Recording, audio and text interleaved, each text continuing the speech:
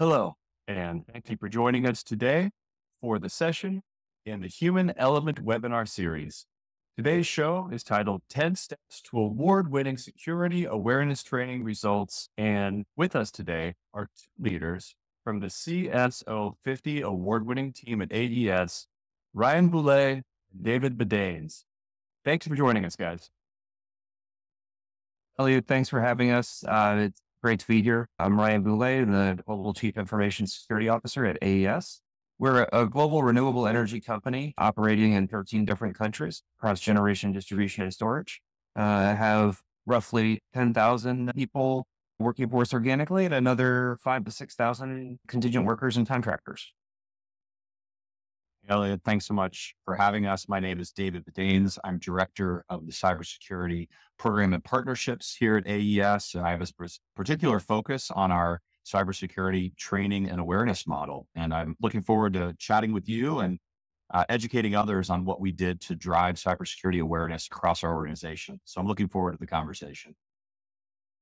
Thanks again for both of you for being here today. I think that our audience really appreciate getting practical tips on how to do everything from rollout to stay on track with an effective program. So the fact that you guys were able to do this at the scale you were able to do it with the award-winning results that you were able to achieve with your program, I think it's going to add a lot of value to the audience.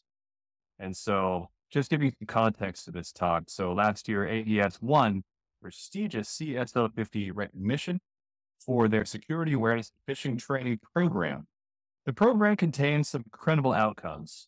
And today, as our audience is joining us from around the world, they are looking to learn how you execute the program from rollout to results with a special emphasis on metrics. So, Ryan, let's start with you by skipping ahead to the results. What problems were you trying to solve with Hawksun that your previous security awareness training weren't solving? And can you put some hard numbers behind those outcomes? Yeah, sure. Thanks so much, Elliot. I think I joined AES just before the pandemic in 2020. And when we started talking about, security awareness training and self-phishing and looking at the model, I think we've gone through 2 or 3 different partners in this space over the past almost like 2 or 3 years. And it was a struggle, right? I mean, it was very much self-directed, as in, we had to come up with the fish ourselves, had to get it translated ourselves, had to push it out. Everyone gets the same fish almost, at the exact same time. You measure some results. The results are roughly the same every single time. And we're not really doing anything with that data, right? So we get about 10% of the company to engage on any one fish. You have roughly the same, we'll call it failure rate across the board. And it really didn't matter what we were doing. So we weren't driving any different behavior. We're just fishing, recording some numbers, presenting some numbers, and then moving on to the next exercise, right? And so I think when I looked at it and, we were looking for something a little bit different, it was more about engagement, right? And how do we engage with the people at our company and truly, put cybersecurity kind of at the forefront of their minds on a day-to-day basis, rather than just, hey, I got fished once a quarter, I caught it or I didn't catch it, oh well, so to speak. And, what we found in partnership with you and with Hawksun here is a model that we were able to implement to really push that forward. If I fast forward to today, we have somewhere between 60 and 65% of the company engaged on a regular basis, which is roughly the population of the company that uses a computer on a regular basis.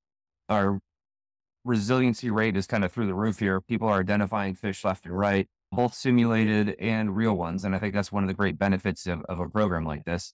We have a competition set up and we publish the results every quarter. The top 10 people get some fantastic feedback in our HR systems, which are used to increase their bonus at the end of the year. And, the stories that we'll get into later in terms of what people say about the program and the technology are just fantastic. That quantitative feedback is one thing. That qualitative feedback is something else entirely. The amount of folks within our organization that kind of are excited about our phishing program, I would say that's the biggest difference between our past model and our new one. is that sure, we were using kind of bespoke fishing platforms, sort of other bundled fishing platforms. And it was something that we did and people knew about, but they weren't excited about, right? And we were teaching people about fishing, but we weren't having them come into the office excited about the latest fish that they got, telling their colleagues, did you get that one? Did you fall for that one? Even messaging Ryan directly from our C-suite saying, you can't get me here. I stopped this one. So I think that was what was truly exciting. And remember, we put this into place during a global pandemic with a remote workforce, and some of the challenges that we faced were, kind of that low enthusiasm and people really decentralized. So we navigated a lot of challenges in order to put this in place. That's inspiring, guys. I think for everybody in the audience to look at getting to this point where you have a plus 60% active engagement rate, where people are actually reporting the fishing simulations, people are actually reporting real fish, and they're talking about listening around the proverbial water cooler. It's an amazing achievement. So that's what everyone's trying to get to. That's where you've gotten to. Let's back up and figure out how we got there and try to narrate the story a bit with some of the metrics that you used along the way. So, David, I think we'll start with you. Let's go back to the beginning. What are the basic challenges rolling out a new training model like this? You rolled it out during the pandemic, which had its own challenges. So happy to hear those. But in general, what are the basic challenges to rolling out a new training model like this? And how do metrics play a part in overcoming those challenges? And what are some of the metrics that you guys use during rollout? Yeah, thanks, Elliot. That's a great question. We talked a little bit about some of the challenges during kind of our enrollment and getting our program up and running. The fact that we, as AES, no language represents more than a third of our people. So we had to find a solution that could scale with our different languages. We have 5 languages that each represent at least 10% of our company. Different previous fishing platforms, we had to do sort of manual translation, and that just really wasn't effective or something that could scale for our entire organization. So Hoxont was a great partner for that. We wanted to find something that kept people engaged and drove people to participate and be trained at the level that was suitable for them. And so that's why we loved the idea that people would be tested up until that point of failure and even be given opportunities to do things like spicy mode. If they felt like they were confident in participating in the fishing program, they could even get kind of a harder level of fish to deal with. But I think the overall story that we really wanted to talk about was our low enthusiasm beforehand and how our new fishing program and model and cyber awareness program kind of drove that engagement. And that was kind of the key to everything. We talked a little bit about what the metrics might look like. And sure, our click rates were low and they were declining, but that would vary based on the type of fish that we sent out. What was really poor in our previous model would be our reporting rate. And our reporting rate would only be maybe in the 10%, 15%. And, frankly, that's what we tell people is that being kind of on the front lines of cyber safety means that you should be reporting fish to others and to our team. So we drove that up, into the 50s, the 60s, the 70s, which in turn drove our resilience rate even further up. So that was a sign that our program is effective, that people know about it, and that people are engaged with this idea of cyber safety through fishing awareness. Yeah, I agree. I think that the change management piece is really key, and we're probably skipping ahead on some questions here. But the way that this worked really was presenting a business case, right? We presented a business case to our executive leadership team around how we needed to change, just the culture of cybersecurity in the company. And that was part of the transformation that I was brought in to do here. And in doing so, it's, we had our COO in one of our company-wide all hands talk about this new model and what we're going to do and how the program is going to work, right? The gaining of stars, the leaderboards, the top 10 that we publish every quarter, which David will talk about later in terms of, the stats on the readability of that newsletter, which is just through the roof compared to everything else. The potential for being able to increase your bonus at the end of the year. So we have a 100% carrot model, and we've communicated that we've got a carrot model versus a stick model. And that has been so effective in terms of getting people excited about it, but also just broadening conversations about other cybersecurity issues that need to be tackled. And so when you're seen as a partner and a friendly versus oversight, it's it's certainly helpful. You've been talking a lot about threat reporting being important to you. Maybe explain to the audience why threat reporting is more important to you than the tried and true, the established fail rate. Yeah. So I think what we ultimately want people to do with this is find and report real fish, right? And not click on them, not engage, but just report them. Right. And so that is when it comes to phishing and phishing training and cyber awareness and all that, we want to make sure that we're minimizing the damage from, kind of real threats that are out there. Right. And so having people report, kind of the simulated fish and be looking for the simulated fish. And then when they find something that is not a simulated fish, it's amazing in terms of like, oh, this is a real one. Oh, wait a minute.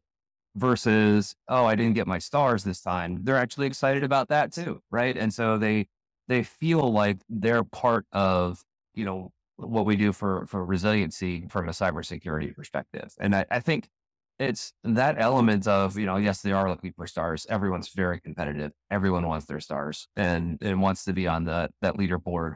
To the point where I'll get questions about how come I didn't get more fish this quarter, or how come that person got more than I did, and which is a fun problem to have. But that actual, threat reporting, what goes into our security operations team from a cyber defense perspective, that's really where we like to see the results come in. And that's where we are seeing lots of benefit. And piggybacking on what Ryan said, the HawkSunt platform has been a force multiplier for our threat management and detection team with regards to real fish. And I'll talk about that a little bit.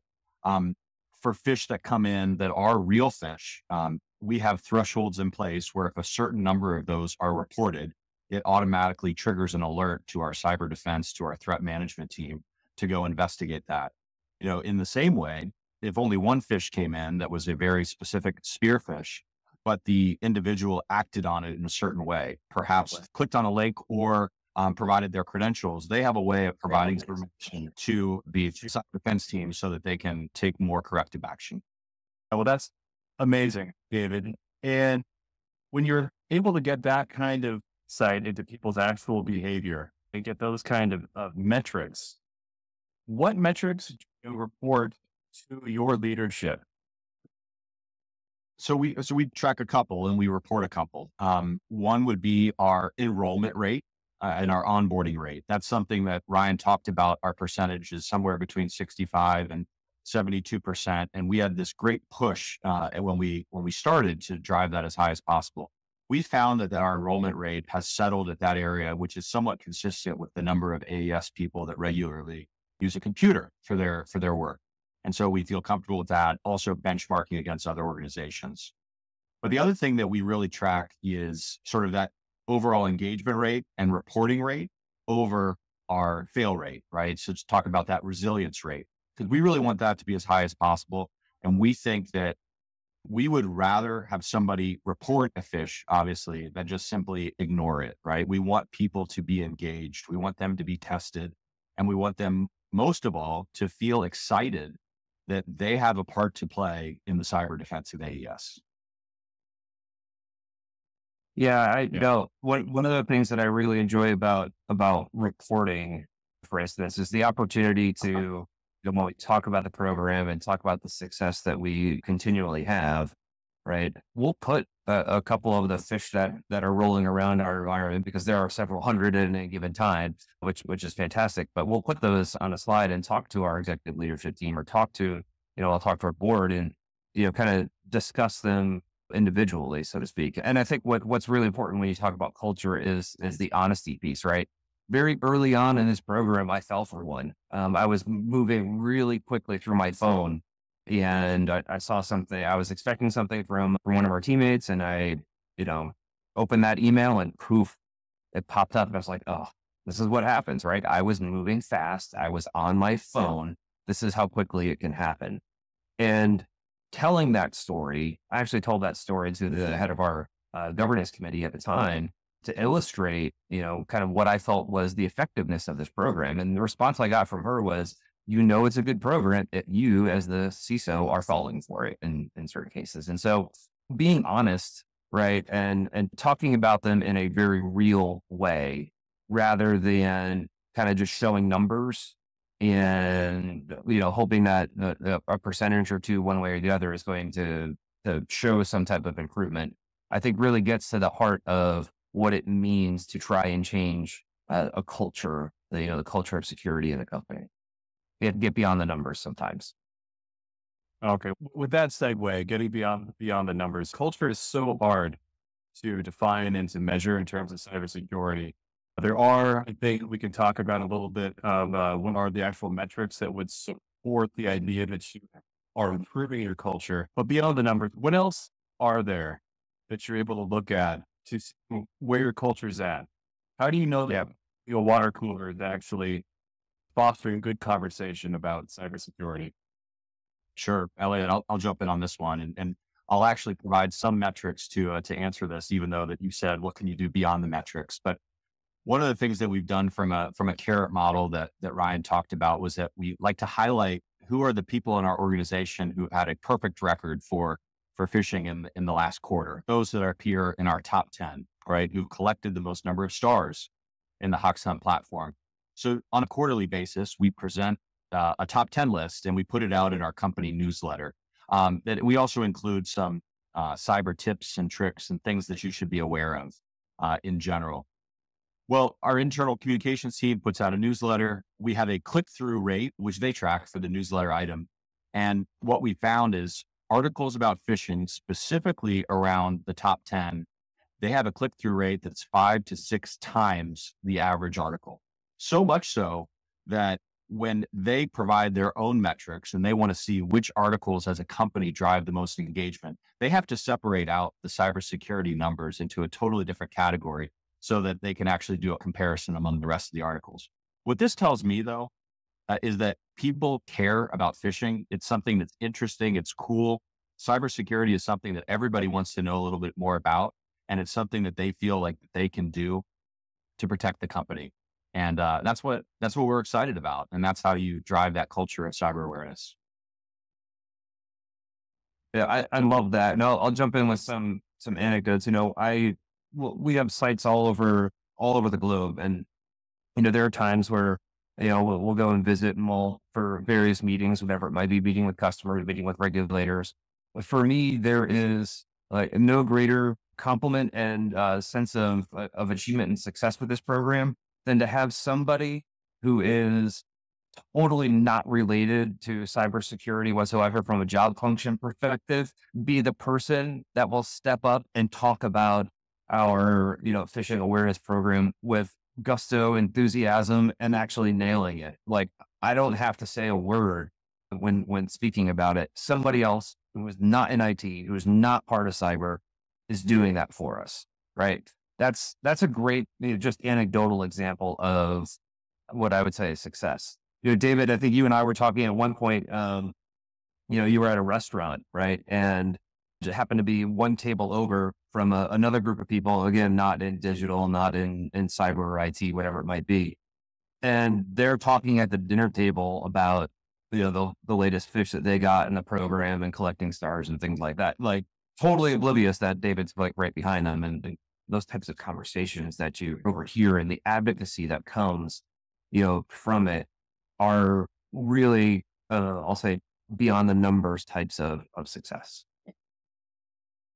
How about the old days? So those are amazing stories. The fact that you had that kind of open rate in terms of the occasions about cybersecurity, the way you have that kind of feedback. Back when you had the stick model, presumably it was the stick model. What was the feeling around the company? Yeah, I don't think it was a stick model. It's probably more of a nothing model, right? It's and I think that's part of the challenge. I say with more of the traditional SAT model is it's not about carrot or stick per se. It's just you're going through the motions, and I think that's probably where we were. It's like I'll say it's more of like a compliance check than a cybersecurity awareness model. So if someone asks you, hey, do you have a phishing or cybersecurity awareness training model? Do you do self-phishing? You can say, yes, we do that. Right. But at the end of the day, we're not doing anything with the information. We're not actually educating. We're not getting better at reporting or finding real fish. We're not making inroads, across the company. And so I think there's a combination of technology that has to enable what you want, but there's also a program that has like hard outcomes that you're trying to drive that you can control, right? Or you have a way to control.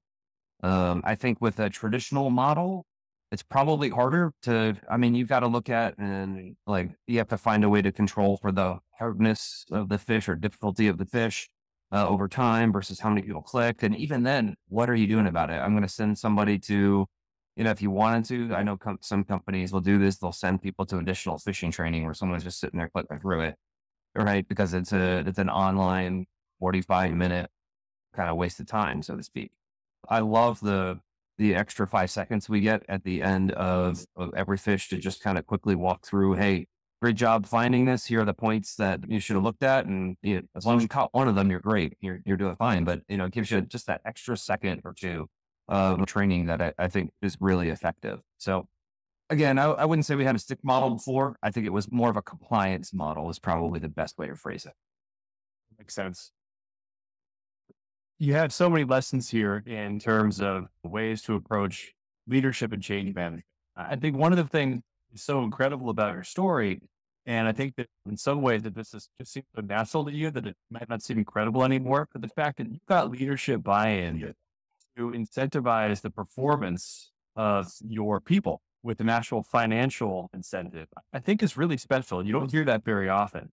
And I'm curious how you're able to get the point where you're able to institutionalize fishing training with some actual financial incentive behind it. Yeah. So look, when you look at AES's core values, right, it's safety first, highest standards altogether, right? And we equate cybersecurity to safety. Now, there are lots of elements that can come into play from a safety perspective, but cyber is a component of that. And when you look at at what we're doing, right? Basically, it's you take the top 10 people from a quarter, you allow them to increase their bonus by a percentage, right? 1%.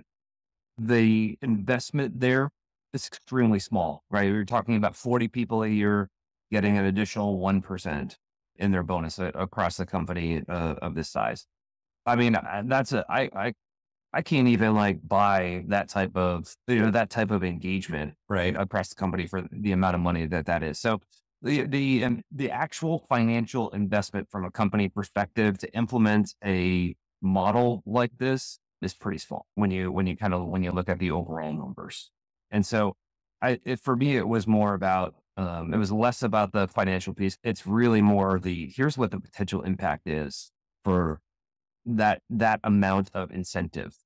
And I think what's fantastic is I can't tell you quarter to quarter who's going to be on top, which countries are going to be on top, which organizations are going to be on top. I think we've had winners from every single country that we operate in. So I don't think it was too terribly difficult. I think you just have to spend the time to put that business case together and present it in a way that the benefits that we're going to get from a culture perspective outweigh the very minimal cost that it's going to take to incentivize people to do this.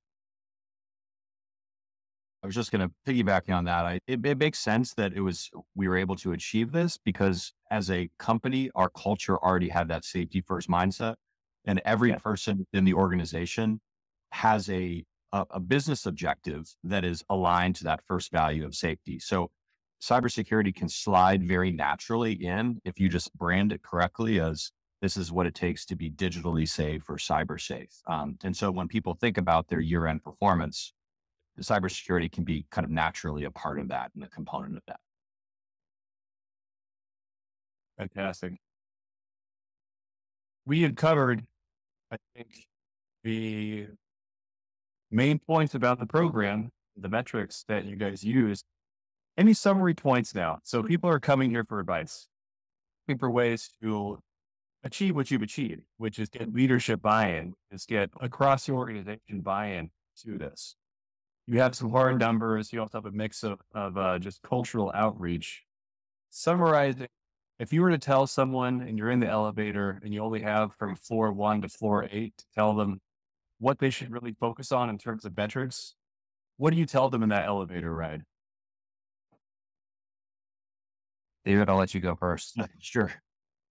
You know, I would say to be proud of your program, to communicate it, to look for opportunities and different ways to engage on the concept of phishing and cyber awareness in different aspects of your company. We have something called Safety Day. We have something called Values Day.